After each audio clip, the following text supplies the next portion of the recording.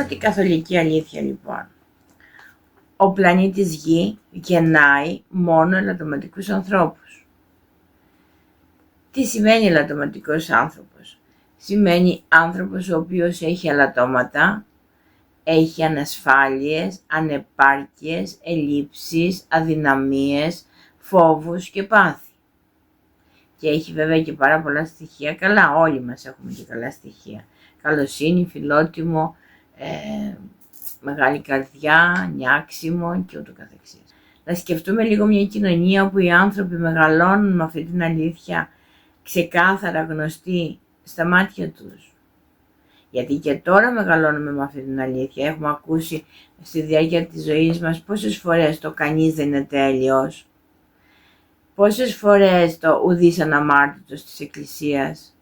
Όμως είναι μια κοινωνία δομημένη στο να σε περιμένει στη γωνία και με το που θα γίνει ένα λάθος όλοι μαζί να δείξουν πόσο λάθος είσαι, πόσο άχρηστος είσαι, να σε κρίνουν αρνητικά, να σε μειώσουν, να σε βάλουν στο περιθώριο, να σε κατηγοριοποιήσουν. Ποιοι? Οι άλλοι ελαττωματικοί άνθρωποι? Οι άλλοι που κάνουν επίσης λάθη και ποιοι σε κρίνουν ακριβώς? Ένα άλλο που πρέπει να συνειδητοποιήσουμε είναι πως ο άνθρωπος, όντας ελαττωματικός, η φύση του είναι έτσι, υποχρεωτικά σε όλη του τη ζωή θα κάνει λάθη. Έχουμε κάτι άλλο σίγουρο σε αυτή τη ζωή άλλωστε, πέρα από το ότι θα κάνουμε λάθη ξανά και ξανά και ξανά και σε όλη μας τη ζωή. Δύο πράγματα είναι σίγουρα σε αυτή τη ζωή.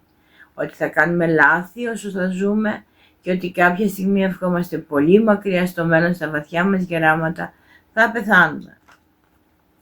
Κάτι άλλο σίγουρο έχει κάποιος σε αυτή τη ζωή? Άντε και ότι ο ήλιος θα ξημερώνει κάθε πρωί. Αυτά είναι τα σίγουρα που έχουμε, τίποτε άλλο. Γιατί η ανθρώπινη μας φύση δεν μπορεί να πράξει διαφορετικά. Ζούμε όμως σε μια κοινωνία που το λάθος απαγορεύεται, που το λάθος καταδικάζεται. Το μόνο σίγουρο πράγμα που έχει ο άνθρωπος σε αυτή τη ζωή καταδικάζεται και απαγορεύεται. Και όχι μόνο αυτό. Δεν είναι μόνο το σίγουρο πράγμα που έχει ο άνθρωπος σε αυτή τη ζωή. Είναι και το μόνο μέσο για να εξελιχθεί ο άνθρωπος σε αυτή τη ζωή. Ο άνθρωπος που δεν θα κάνει λάθη δεν μπορεί να εξελιχθεί. Τα λάθη μας είναι μηχανισμός εξέλιξης και μάθησης του ανθρώπου. Οπότε δεν μπορεί κανείς να πει ότι αν αποδεχτούμε τον εαυτό μας, αν αποδεχτούμε ότι εντάξει θα κάνουμε λάθη, είμαστε ελαττωματικοί, δεν χρειάζεται να προσπαθήσουμε για το καλύτερο, ότι θα μείνουμε στάσιμοι και δεν θα εξελισσόμαστε ως άνθρωποι. Είναι λάθος αυτό. Το ανάποδο ισχύει. Γιατί ένας άνθρωπος απενοχοποιημένος, μια κοινωνία απενοχοποιημένη από τα λάθη, μπορεί να δοκιμάσει πράγματα, να δοκιμάσει καταστάσεις. Υπάρχει μια άλλη ιδιότητα του ανθρώπου εδώ, που έρχεται να μας διαβεβαιώσει ότι ένας άνθρωπος που αποδέχεται την ελαττωματικότητά του, δέχεται ότι θα κάνει λάθη σε όλη του τη ζωή, δεν νιώθει άσχημα για τα λάθη του, θα προοδεύσει σε αυτή τη ζωή. Θα προοδεύσει σε αυτή τη ζωή. Είναι η ιδιότητα του ανθρώπου προς το καλύτερο. Η λέξη άνθρωπος μπορεί να σημαίνει στα αρχαία, δεν ξέρω εγώ που, άνω φρόσκο κοιτάζω ψηλά, αλλά στην πραγματικότητα κοιτάζω προς το καλύτερο.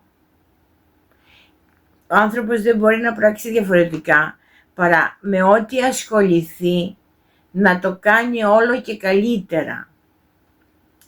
Αν δώσουμε σε ένα παιδί 10χρονο που δεν έχει ξαναπιάσει στη ζωή του σφυρί και καρφί, του δώσουμε ένα τσουβαλάκι καρφιά και ένα 5μέτρο μαδέρι και ένα σφυράκι για να τα καρφώσει, στην αρχή και του δείξουμε τίποτα. Δεν του λέμε τίποτα απολύτως.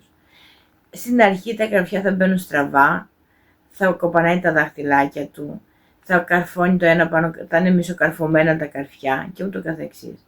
Όσο θα προχωράει και θα συνεχίζει να ασχολείται, όλο και πιο εύκολα τα καρφιά θα καρφώνονται. Και όταν θα φτάνει στο τέλος, στο τσουβαλάκι, στο τέλος στο μαδέρι, τα καρφιά θα μπαίνουν με τη μία, ολόησια, ευθεία και πανεύκολα. Άλλο παράδειγμα, όταν γίνει μια διάρρηξη κάπου και πάει η αστυνομία, μόνο που έχει η πόρτα, που έχει γίνει διάρρηξη, καταλαβαίνει αν έχουμε καινούριο φρούτο στην αγορά, καινούριο φιντάνι, έχει βγει, ή αν είναι παλιός γνωστός κλέφτης. Γιατί ο καινούριος την πόρτα θα την κάνει σύστριγκλο. Ο παλιός θα την ανοίξει με τη λιγότερη δυνατή βλάβη που μπορεί να της κάνει. Άρα είτε θετικά είτε αρνητικά, με ό,τι ασχοληθεί, όχι προσπαθήσει, ασχοληθεί ο άνθρωπος, θα γίνεται όλο και καλύτερος. Θέλει δεν θέλει. Δεν μπορεί να ξεφύγει από αυτό ένας άνθρωπος. Άρα, να βγάλουμε ένα συμπέρασμα. Η πρώτη καθολική αλήθεια λοιπόν μας λέει ότι κανείς όχι μόνο δεν είναι τέλειος, αλλά δεν μπορεί να υπάρξει τέλειος άνθρωπος πάνω σε αυτόν τον πλανήτη. Είμαστε υποχρεωμένοι να αποδεχτούμε την ανθρώπινη μας φύση και η ανθρώπινη μας φύση σημαίνει ατέλεια, ανεπάρκεια, ελάττωμα, έλλειψη. Αγκαλιάζοντας λοιπόν την προσωπικότητά μας όντας ελαττωματική, αποδεχόμενοι πλήρως την έλλειψη και την ανεπάρκειά μας, εξωστρακίζεται εντελώς, δεν μπορούμε πλέον να νιώθουμε άσχημα ως ανεπαρκείς άνθρωποι. Άρα κατευθείαν όλος αυτός ο αρνητικός εσωτερικός διάλογος που ως βάση, ως παρανομαστή έχει το είσαι ανεπαρκής, είσαι λίγος, δεν είσαι αρκετός για αυτόν, δεν είσαι αρκετός για εκείνο, δεν τα κάνει σωστά τα πράγματα και ούτω καθεξής, εξαφανίζεται. Δεν μπορεί να συνεχίσει να υπάρχει.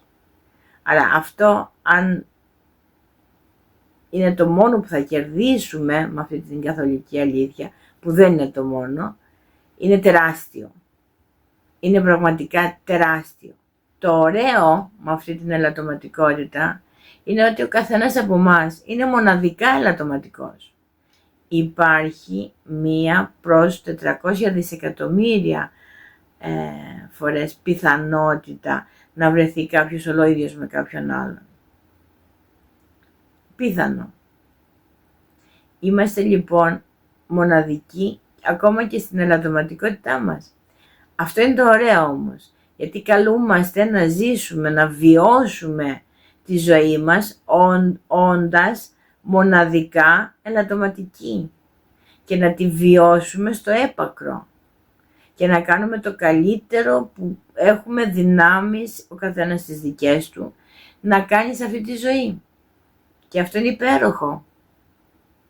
Θα μου πείτε τώρα, πώς γίνεται εγώ που είμαι ελαττωματικός και τα λοιπά, δεν θα βρω ποτέ μια σχέση που να είμαστε καλά μαζί. Γιατί ελαττωματικός εγώ, ελαττωματικός ο άλλος, ελαττωματικός ο άλλος, άρα πώς θα ταιριάξω εγώ, πώς θα βρω μια σχέση να ταιριάζω. Και εκεί ακόμα η ελαττωματικότητά μας είναι λίγο σαν το παζλ. Όπως τα δύο κομμάτια ενός παζλ έχουν εσοχές, κουμπώνει το ένα με το άλλο. Αυτός είναι ο στόχος, να γνωρίσουμε τον εαυτό μας, να τον αποδεχτούμε, να αποδεχτούμε και να γνωρίσουμε την δικιά μας ελαττωματικότητα και στην πορεία να είτε έλξουμε, υπάρχει αυτός ο νόμος της έλξης, είτε να διαλέξουμε τον άνθρωπο που θα έρθει να κουμπώσει με εμάς και εμείς με αυτόν, τον άνθρωπο που θα ταιριάζουμε στην ελαττωματικότητά μας. Θα συμπληρώνει ένας τον άλλον ή θα έρχεται δίπλα ένας στον άλλον, σαν δύο κομμάτια παζλ. Και όχι μόνο δύο κομμάτια παζλ. Δεν είναι μόνο ένας αυτός που θα ταιριάζουμε, είναι το μόνο σίγουρο. Θα χαρώ να ακούσω τα σχόλιά σας, θα χαρώ να ακούσω τις γνώμες σας και τις αντιρρήσεις σας, αλήθεια.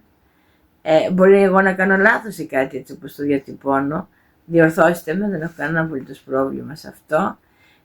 Όλοι μαζί να ξεκινήσουμε ένα διάλογο που και βασικά αμφισβητήστε το. Γιατί μόνο δια της αμφισβητήσεως μπορούμε να αποδείξουμε κάτι αν είναι αλήθεια ή όχι. Οπότε αμφισβητήστε το και θα χαρώ πολύ να μου το αποδείξετε ότι δεν είναι έτσι τα πράγματα όπως τα λέω.